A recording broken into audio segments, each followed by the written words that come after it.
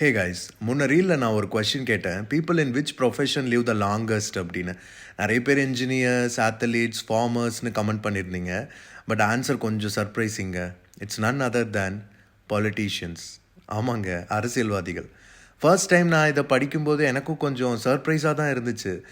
But இது exact scientific ப்ரூஃப்லாம் ஒன்றும் இல்லை. பட் நம்மளை சுற்றி கொஞ்சம் அப்சர்வ் பண்ணால் இது கொஞ்சம் ட்ரூ மாதிரி தான் தெரியுது. எனக்கு தெரிஞ்சு ஃபர்ஸ்ட் ரீசன் என்னவாக இருக்கும்? Physical activity. பொலிட்டிக்ஸில் இருக்க நிறைய பேர் பார்த்திங்கன்னா டெய்லி வாக்கிங்கில் தான் இருப்பாங்க. Public meetings, campaigns, marches. பிடிக்கலனாலும் இது அவங்க லைஃப்பில் ஒரு பார்ட் ஆகிடுது. Second reason mental alertness. பொலிட்டிக்ஸ்னால் எப்போவுமே ஒரு கான்ஸ்டன்ட் திங்கிங். யார் என்ன பேசுனாங்க, அதுக்கு என்ன ரிப்ளை கொடுக்கணும், மீடியா கொஷின்ஸ்க்கு எப்படி நம்ம ரெஸ்பாண்ட் பண்ணணும். பிரெயின் எப்போவுமே ஆக்டிவாகவே இருக்கும். தேர்ட் ரீசன் எனக்கு தோன்றுறது ஸ்ட்ராட்டஜிக் திங்கிங்.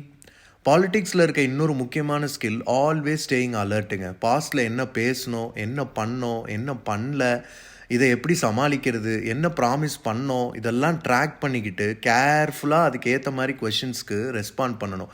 அவங்க பிரெயின் எப்போவுமே ஒரு ஸ்ட்ராட்டஜிக் திங்கிங் மோட்லேயே இருக்கும்.